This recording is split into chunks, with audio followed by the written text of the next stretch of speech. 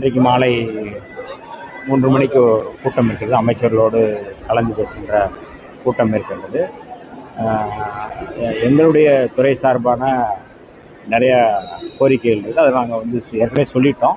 அது இன்றைக்கி தொடர்பான ஒரு கூட்டத்தில் அது முடிவு பண்ணி அறிவிப்பார்கள். நல்ல முடிவாக எங்களுடைய சமூக நீதித்துறை சார்பான நல்ல பட்ஜெட்டாக அதில் வரும் என்பது எந்த மாற்று கருத்து.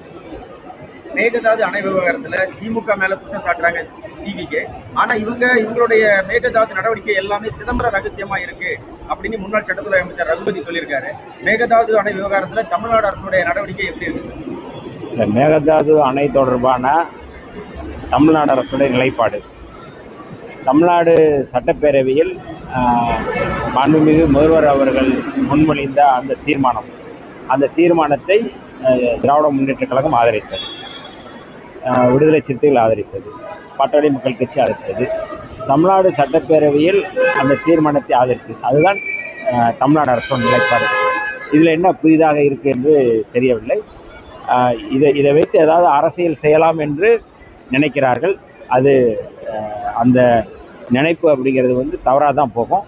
ஏன்னா சட்டப்பேரவையில் ஒருமனதாக நிறைவேற்றப்பட்ட தீர்மானம்தான் தமிழ்நாடு அரசுடைய நிலைப்பாடு. அதுதான் சரியான நிலைப்பாடாக இருக்கிறது என்பதை தான் நாம் தெரிந்து கொள்ளணும். சிதம்பர ரகசியமா இருக்கு அப்படின்ற மாதிரி பேசுறாங்க. ரகுபதி சார் சொல்லியிருக்காரு, சிதம்பர ரகசியமா இருக்கு, செய்தா செய்யறேன்னு சொல்லுங்க, செய்யறனா செய்ய மாட்டேன்னு சொல்லுங்க, ரகசியமா வச்சிருக்கீங்க, ஒண்ணுமே சொல்ல மாட்டேங்கிறீங்க, ஆனா அங்க கர்நாடகா வேலை பார்க்குறாங்க அப்படின்னு குற்றச்சாட்டு வைக்கிறாங்க. அதை சட்டப்பேரவையில் இது குறித்த தீர்மானத்தை திமுகவும் ஆதரித்திருக்கிறது, எல்லா கட்சிகளும் தான் ஆதரிச்சிருக்கு. அதாவது முன்னுக்கு பின் முரணாக அல்லது முன்னுக்கு பின்னான செய்திகள் இருந்தால் அதை பற்றி பேசலாம். மேகதாதுவில் அணை கட்டக்கூடாது என்பதுதான் தமிழ்நாடு அரசு நிலைப்பாடு.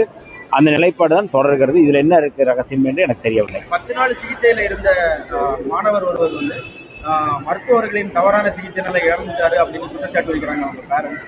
அதுக்கு இன்னைக்கு ஒரு கிண்டி மருத்துவமனையில் முறையான சிகிச்சை இல்லை அப்படின்னு குற்றச்சாட்டு வைக்கிறாங்க சார். அரசு மருத்துவமனையில் சிகிச்சை பெற்ற ஒரு மாணவன் இறந்துருக்காரு. உங்களுடைய கருத்து? அது குறித்து எனக்கு தெரியல. நீங்கள் கேட்டிருக்கீங்க, எனக்கு தெரியல. அது கட்டாயம் நான் தெரிஞ்சுக்கிட்டேன். நான்